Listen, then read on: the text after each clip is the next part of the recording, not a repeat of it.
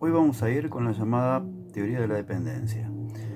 que fue un conjunto de pensadores, economistas, sociólogos, politólogos de fines de los 60 y en los años 70, que básicamente desde Latinoamérica, aunque también con vinculación con algún pensador africano o asiático, repensaron la cuestión de el desarrollo y las relaciones entre las naciones, contestando de alguna manera básicamente a lo que fue la dominante teoría del desarrollo o llamada teoría de la modernización,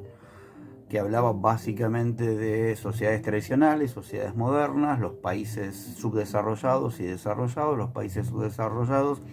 eran sociedades tradicionales que debían modernizarse, entrar a un capitalismo competitivo, industrializado, para pasar a ser sociedades desarrolladas y modernas. Bien, la teoría de la dependencia decía que esta era una falacia, que eso nunca iba a ocurrir, y que el subdesarrollo no era una etapa previa al desarrollo, sino que el subdesarrollo era consecuencia de que determinados países se hubieran desarrollado de la manera que se hubieran desarrollado, digamos, porque ese desarrollo de alguna manera, el desarrollo de estas sociedades desarrolladas, era un desarrollo parásito que crecía a expensas de las naciones subdesarrolladas, ¿sí? Por lo tanto, para que las naciones subdesarrolladas dejaran de ser subdesarrollados, lo que tenían que cortar era esos lazos de dependencia que tenían con las naciones desarrolladas. Y que a su vez estas relaciones de dependencia se repetían en el interior de las naciones subdesarrolladas. Es decir, había sectores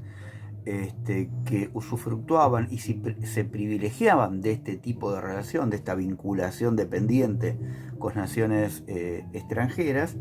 y que a su vez ejercían entonces esta relación de dependencia interna. Para esto implicaba hacer un gran cambio, o también en algunos casos planteaban en términos de revolución, un concepto muy a flor de piel en los años 60 y 70, a diferencia de la actualidad, en la cual el término revolución parece una mala palabra. Esto implicaba entonces generar grandes cambios, no solamente avanzar hacia una sociedad cada vez más industrializada y con mayor consumo, y niveles de consumo parecidos a los países desarrollados, ¿sí? Un gran proceso de cambio implicaba y un gran proceso de transformación interna, con lo cual obviamente esto chocaba contra toda una serie de intereses creados del status quo, de los sectores dominantes, que justamente internamente se beneficiaban de esta relación de dependencia. Fue, si bien tiene una implicancia política y económica muy concreta, a diferencia de otras escuelas teóricas que quizás podían quedar más restringidas al ámbito académico e intelectual, esto no quiere decir que no haya sido pensado en ámbitos académicos e intelectuales, en todo caso, que se dedicaban a estudiar problemas más concretos, digamos, de la realidad latinoamericana, y esto surge por derivaciones de determinados análisis que hacía la CEPAL, donde se empezaban a ver problemas en el sentido de que un estancamiento de los procesos de sustitución de importaciones, del proceso de industrialización latinoamericano que se empieza a dar a partir de los años 40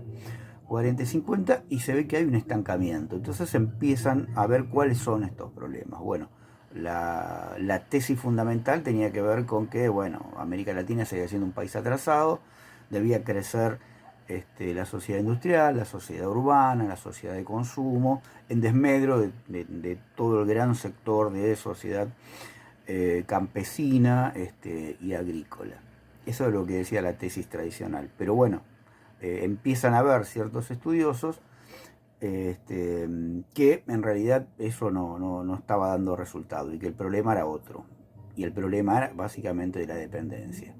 Quien se considera que fue el primer trabajo en este sentido de mediados fines de los 60 es un trabajo de Cardoso y Faleto, que lo realizan en Chile porque estaban trabajando en Chile. Paradójicamente Cardoso es el que después va a ser el presidente neoliberal de Brasil, digamos, claramente se dio vuelta. Al ser presidente neoliberal hace algo más de una década, pero en aquellos años planteaba esta teoría que en aquel momento era disruptiva, digo, frente al esquema que predominaba en términos de cómo entender el desarrollo. Teotonio dos Santos fue otro intelectual importante en este sentido, André Underfrank, Vania Bambirra, también estaban cercanos a esto González Casanova, un mexicano, y toda una serie de autores